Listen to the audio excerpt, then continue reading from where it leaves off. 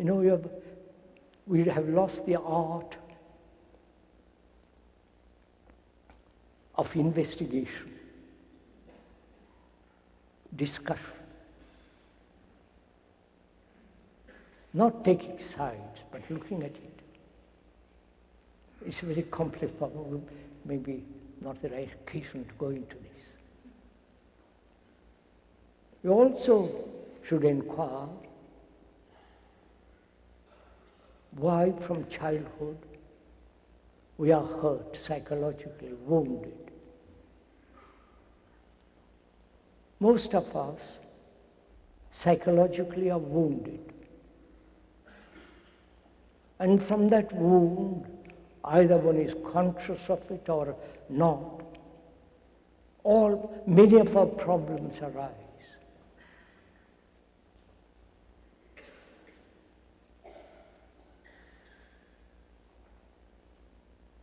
The wound as a child, by a scolding,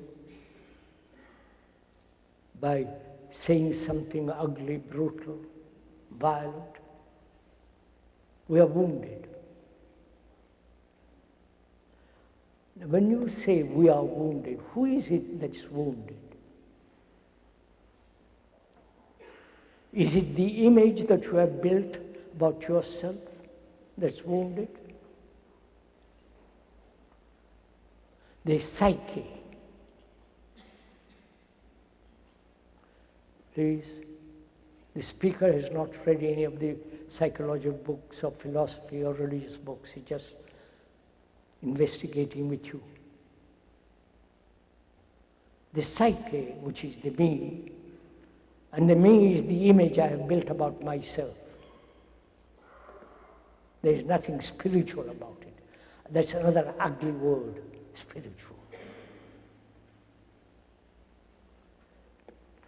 That image gets hurt. And we carry that image right through our life.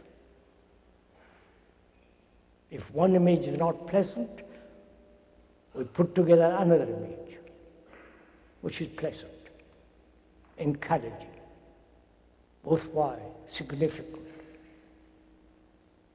giving intellectual meaning to our life. This is the wound is brought about in the image that one has built about oneself. Is it possible to live on this earth not having a single image about anybody, including God, if there is such an entity? No image about your wife and your children and your husband and so on. Not to have a single image. Then it's possible never to be hurt. And also, as our time is limited, because we're only this talk in the afternoon and tomorrow morning, we ought to inquire carefully whether it is possible to be free of fear.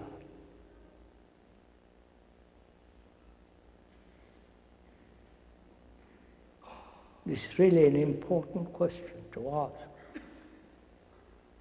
Not that I'm asking for you, but you are asking this for yourself. Whether it's possible, living in modern society with all the brutality, with all the tremendous violence that is on the increase. Is there freedom from fear? Which is entirely different from analysis. Just to observe without any distortion. To observe this hall, for example, and how many tiers there are, 5 of them, or 4 of them.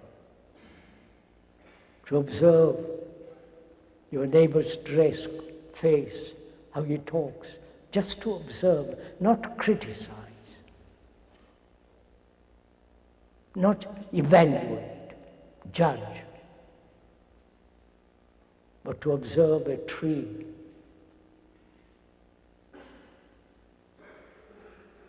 to observe the moon, in the swift running waters. When you so observe, then you ask yourself, what is? I come back to fear presently. What is beauty?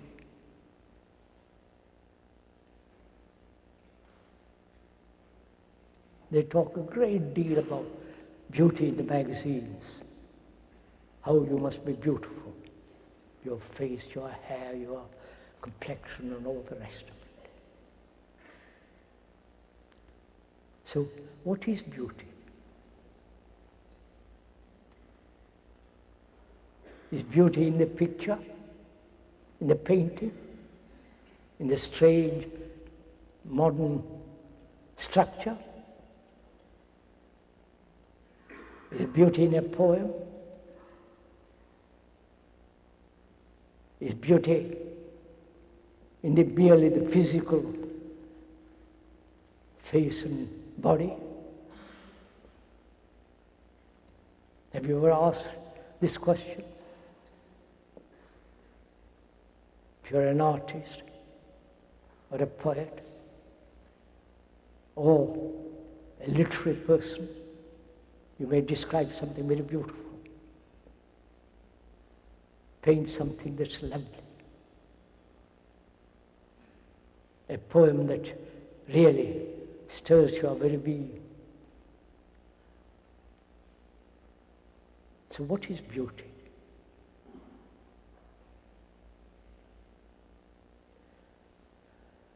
Because freedom means, but etymologically the word freedom, in that word, freedom, there is love. The word freedom, in that word, there is the etymological meaning also, which is love. What's the relationship between love and beauty?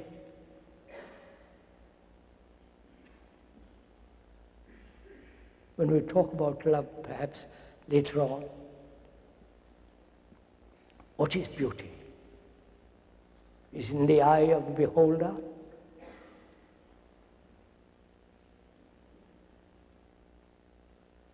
Have you ever noticed,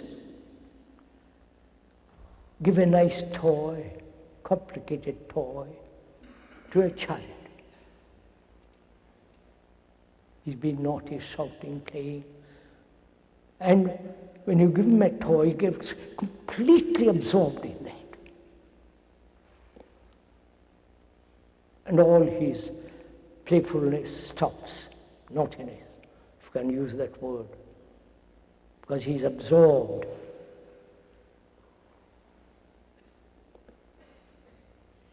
Is being absorbed in a poem, in the face, in a picture, being absorbed in it, or attracted by it. Is that absorption beauty?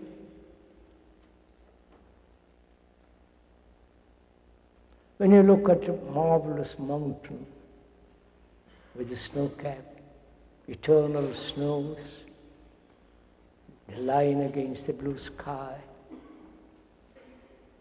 for a second the immensity of that mountain drives away the self, the me, with all my problems, all my anxiety.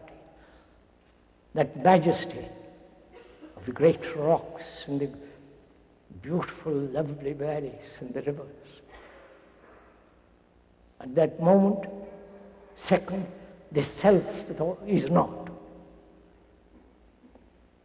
So the mountain has driven away the self, like a toy with a child is quiet.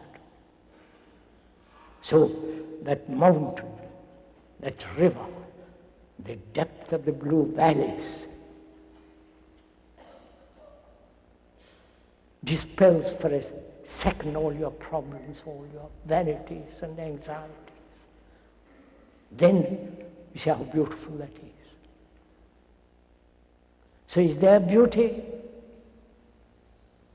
without being absorbed by something outside? That is there beauty? Or beauty is when the self is not. You understand this? Don't go to sleep, please.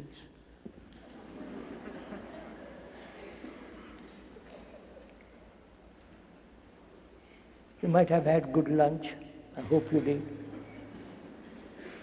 But this is not the place to go to sleep. It's your problem, your life, not the speaker's life. It's your life. Your vanities, your despairs, your sorrows we're talking about. So keep awake for another quarter of an hour, 20 minutes, 30 minutes, if you're interested. So, beauty is when the self is not. And that's it. That requires great meditation, great inquiry, tremendous sense of discipline. The word discipline means the one disciple who is learning from the master. Learning, not disciplining, conforming, imitating, adjusting. Learning. Learning brings its own tremendous discipline.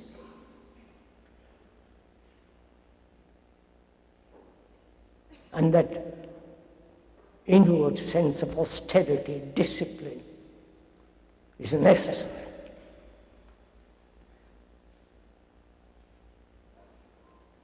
And so, we must inquire together into what is fear. What's the time, sir?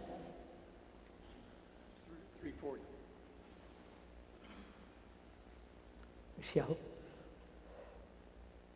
May we go on? You aren't tired? What is fear? Again, humanity has put up with fear. Has never been able to solve fear. Never. There are various forms of fears. You may have your own particular form of fear. Fear of death, fear of God, fear of your wife, fear of your husband, fear of the politicians, and God knows how many fears humanity has. The devil, and so on. What is fear? Not the mere experience of fear in its multiple forms, but actually the reality, the actuality of fear.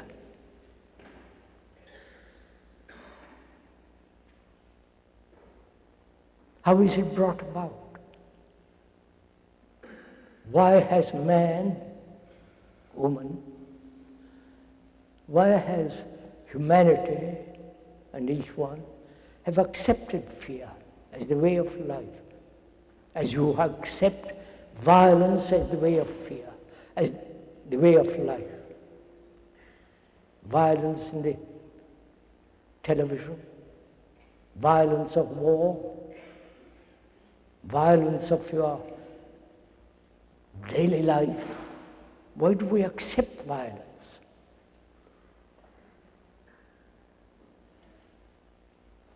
The ultimate violence is to go into organized killing, which is called war.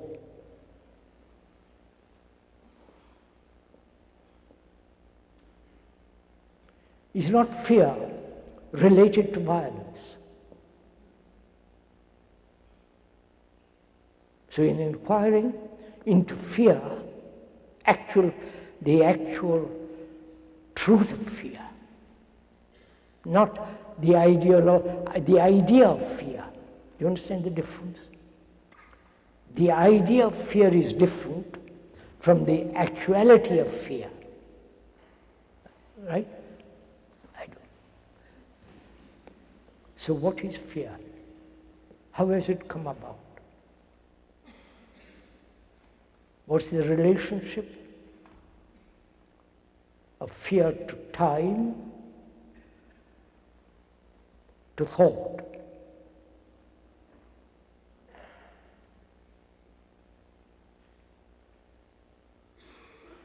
Fear, one may be frightened of tomorrow or many tomorrows. Fear of death, the ultimate fear. Fear of what has happened before in the past. Fear of what is actually going on now. So we must inquire together, please. The speaker keeps on repeating together. Otherwise it's no fun talking to myself.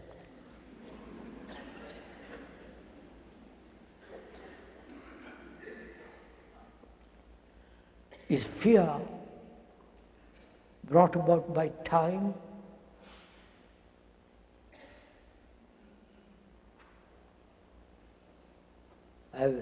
Someone has done something in the past, hurt you, and the past is time. The future is time. The present is the time, is time. So we are asking, is time a central factor of fear? Fear has many, many branches, many leaves. But it's no good trimming the branches. We're asking, what's the root of fear? Not the multiple forms of fear, because fear is fear. Out of fear you've invented gods, saviors. If you have absolutely no fear psychologically, then there is tremendous relief, great sense of freedom. You've dropped all the burdens of life. So we must inquire very seriously, closely, hesitantly into this question. Is time a factor? Obviously. I have a good job now, I may lose it tomorrow. I'm frightened. And I may be married, and I'm frightened. When there's fear, there's jealousy, anxiety, hatred, violence. So, time is a factor of fear. Please listen to the end of it. Don't say, how am I to stop time? That's not the problem. That's a rather absurd question to ask. Time is a factor, and thought is a factor. Thinking about what has happened, what might happen. Thinking. Is thinking a factor in fear? Is thinking brought about fear? As one sees, time has brought fear. Right? Time. not only time by the clock, but psychological time, the inward time. I am going to be. I am not good, but I will be. I will get rid of my violence, which is again the future. Or I have been violent, but I won't be. All that implies time. We ought to inquire, what is time? Are you prepared for all this? Do you want to go into all this? Really? I'm rather surprised.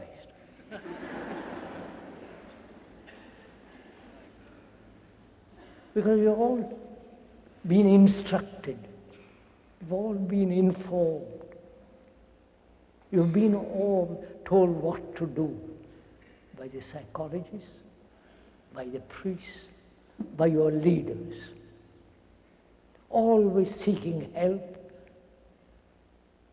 and finding new ways of being helped. So one has become a slave to others. We are never free to inquire, to stand psychologically completely by oneself.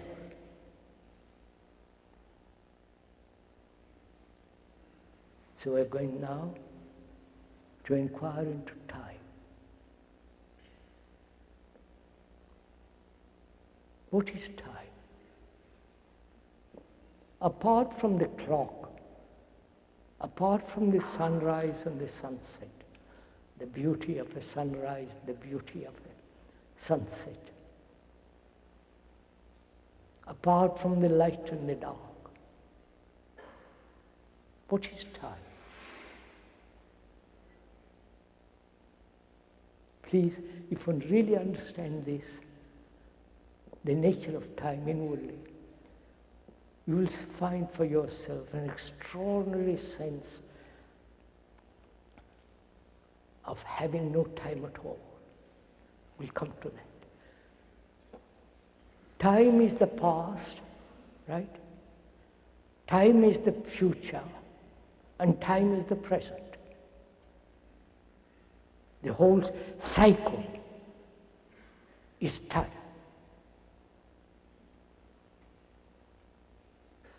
The past, your background, what you have thought, what you have lived, your experiences, your conditioning as Christian, Hindu, Buddhist, all the rest of it. Or you put aside all that nonsense and say, I'm going to live this way, which is the past. So the past is the present, right? Without the past, you wouldn't be here. Your background, your conditioning, your brain being programmed as Christian, Hindu, Buddhist, and all the rest of it. We've been programmed for 2,000 years. And the Hindus for 3,000 to 5,000 years. Like a computer. They repeat. So the past is the present. What you are now is the result of the past.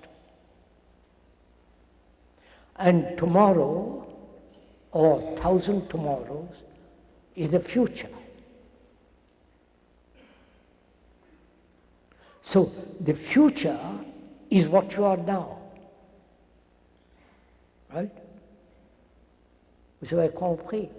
Sorry, you have understood? I mustn't ask you that, it doesn't matter. It's up to you. So the future is now. In the now, All time is contained. This is a fact too, actuality, not a theory. What you are is the result of the past. And what you will be tomorrow is what you are now. If I am violent now, tomorrow I'll be violent. So tomorrow is in the now, in the present. Unless I radically, fundamentally bring about a mutation. Otherwise I'll be what I have been. That is, we've had a long evolution. Evolving. And we have evolved to what we are now. And if you carry on that game, you will be violent, you will be barbarous next day. So, as all time is contained in the now, which is a fact, actuality, can there be total mutation now? In all our behavior, in our way of living, thinking, feeling. Not being an American Hindu, Buddhist, none of that.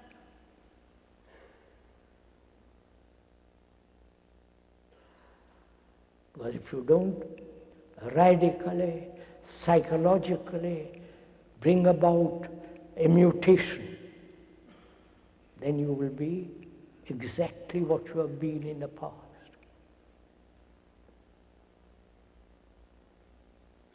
So is it possible to bring about this psychological mutation at all? You know, when you have been going north all your life, following a particular direction, or not having a direction, just wobbling all over the place, as most people do, if you're going north, and somebody comes along and tells you most seriously, and you listen to him seriously, not only hear with the hearing of the ear, but also hearing deeply. When you hear, say, the way you are pursuing north, it leads you nowhere. There is nothing at the end of it. But go east or west or south, and you listen and you say, I will do it. When the moment you say you have taken a new turn, there is a mutation. The speaker is making it very simple, but it's a very complex problem, which is to realize deeply that when it's been going on this way for centuries upon centuries, and it has not changed at all. We are still violent, brutal, and all the rest of it. If one really actually perceives that, not intellectually,